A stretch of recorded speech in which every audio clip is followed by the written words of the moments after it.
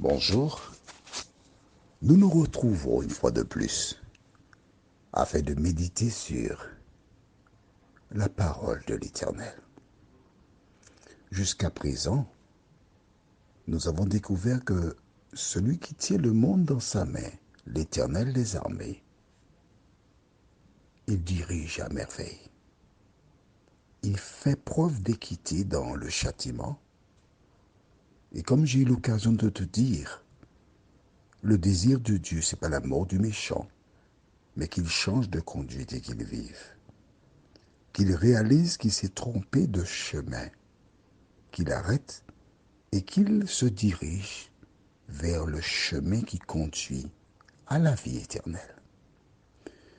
Juste avant de voir notre thème de ce jour, que votre cœur, prions. Au risque de me répéter, nous ne pouvons pas écouter l'audio sans réclamer à Dieu son aide. Il ne faut pas te fier, compter sur ma prière. Il faut que tu fasses une prière personnelle pour demander à Dieu, Seigneur, ouvre mes oreilles, mon intelligence, mes yeux, afin que je comprenne et que je retienne ta parole au nom de Jésus. C'est tout ce que tu as à dire. Tu peux calquer. Prier, c'est parler à Dieu comme tu parles à un ami. Prier, c'est parler à Dieu comme tu parles à ton père ou à ta mère. Tu n'as pas de père. C'est ta maman qui t'a élevé seule. Bon, eh bien, imagine, tu parles à ta maman, mais avec respect, d'accord? Pas question de dire, je veux ça, taper du pied. Non, non, non. Prions. Notre Seigneur et notre Dieu, nous te remercions parce que chaque jour, depuis le 1er janvier jusqu'à aujourd'hui, nous découvrons que la Bible possède des paroles qui consolent et qui encouragent. Oh, merci Seigneur. Merci parce que nous découvrons comment par le passé tu as agi à l'endroit de tes enfants. Nous comprenons mieux pourquoi nous subissons les conséquences de nos actes. Seigneur, nous te remercions pour ton amour. Tandis que nous prendrons le temps pour étudier ta parole encore, que le Saint-Esprit nous accompagne dans la compréhension et que l'ennemi n'ait aucune emprise sur nous, nous t'en prions. Au nom de Jésus, pour ta gloire éternelle. Amen. Prenons donc la Bible au livre de Jérémie, chapitre 51. Et nous lisons à partir du verset 36. C'est pourquoi ainsi parle l'Éternel. Voici, je défendrai ta cause, je te vengerai. Je mettrai à sec la mer de Babylone et je ferai tarir sa source. Mon ami, quelle bonne nouvelle. Quand des gens te font du tort, quand des gens disent du mal de toi, quand des gens veulent dérober tes biens, rappelle-toi que c'est l'Éternel qui fait justice. Un jour, j'ai acheté une parcelle, quelque part. Je ne vais pas te donner le lieu pour ne pas stigmatiser une famille. Il y avait des bornes. Et une nièce d'une dame qui était ma voisine immédiate m'a demandé l'autorisation de faire une route pour construire une maison à l'arrière. J'ai dit, aucun problème. Je suis monté donc le jour en question. J'ai mis des bois, 2 bois, bien en évidence pour montrer là où se trouvaient les bornes qu'il ne fallait pas déplacer. Et quand je monte le dimanche, je réalise que les bornes ont disparu. Et pour éviter d'avoir des conflits, j'ai décidé de faire des trous pour barricader le terrain. Sauf que la tante quand elle m'a vu faire les toits, elle dit, non, c'est pas là, non, non, ça passe plus en dedans. J'ai dit, où ça? Montre-moi. De chez elle, elle m'a dit, encore là. D'accord. Je savais que ce n'était pas là la place. Mais je suis un chrétien qui désire être sauvé. J'ai fait des trous, mais j'attends. Pourquoi? Parce que son frère plantait des légumes juste à côté du terrain et connaît la limite. Et il arrive un moment plus tard. Il me dit, qu'est-ce que tu fais là? Mais non, c'est pas là où passe ton terrain. Je dis, ta soeur m'a dit, c'est là. Il m'a dit, non, non, non, non.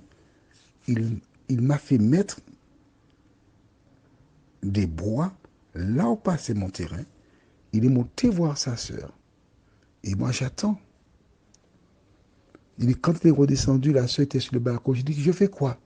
Il m'a dit, fais comme il t'a dit. Ah, je te remercie. Bonne journée à toi. Vois-tu, quand tu rencontres des difficultés, des problèmes, il ne faut pas t'emporter. Tu es un enfant de Dieu. La Bible te dit, Dieu déclare, je vais m'occuper de tes affaires. Lisons verset 37. Babylone sera un monceau de ruines, un repère de chacals, un objet de désolation et de moquerie. Il n'y aura plus d'habitants.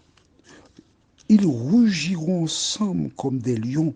Ils pousseront des cris comme des lionceaux. Quand ils seront échauffés, je les ferai boire et je les enivrerai pour qu'ils se livrent à la gaieté. Puis s'endorment d'un sommeil éternel et ne se réveillent plus, dit l'Éternel. Babylone, la grande, on dit que le calcul mathématique, la médecine, tout ça sort de Babylone. Qu'est devenu Babylone aujourd'hui? C'est l'actuel Irak. L'actuel Irak, c'était Babylone. Tu peux vérifier, va sur Google, cherche, tu verras. Babylone a disparu. Cette grande puissance, ainsi que l'Égypte qui régnait, elles sont maintenant où? Vers le milieu du peloton. Continuons. Verset 40. Je les ferai descendre comme des agneaux à la tuerie, comme des béliers et des boucs. Et quoi? Sheshak est prise. Celle dont la gloire remplissait toute la terre est conquise. Et quoi? Babylone est détruite au milieu des nations. La mer est montée sur Babylone. Babylone a été couverte par la multitude de ses flots.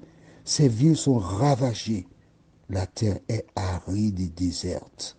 C'est un pays où personne n'habite, où ne passe aucun homme. Je châtirai Bel à Babylone. J'arracherai de sa bouche ce qu'il a englouti, et les nations n'afflueront plus vers lui. La muraille même de Babylone est tombée. Sortez du milieu d'elle, mon peuple, et que chacun sauve sa vie, en échappant à la colère ardente de l'Éternel, que votre cœur ne se trouble point, et ne vous effrayez pas. Des bruits qui se répandront dans le pays, car cette année surviendra un bruit, et l'année suivante un autre bruit.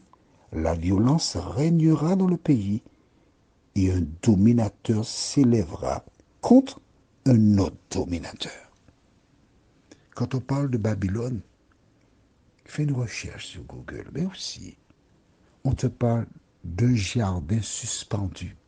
La technologie était tellement bien avancée qu'ils avaient un jardin suspendu.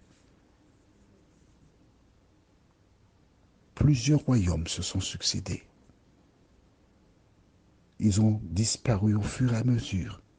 Mais il existe un royaume qui ne passera pas.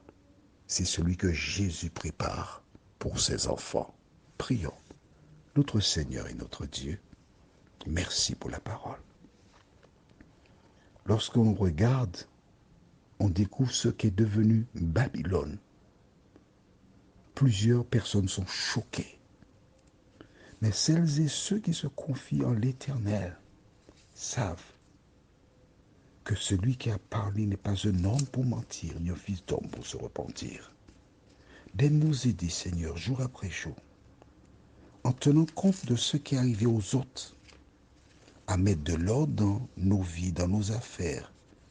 Fais-nous du bien comme toi seul peux le faire, au nom de Jésus, pour ta gloire éternelle. Amen.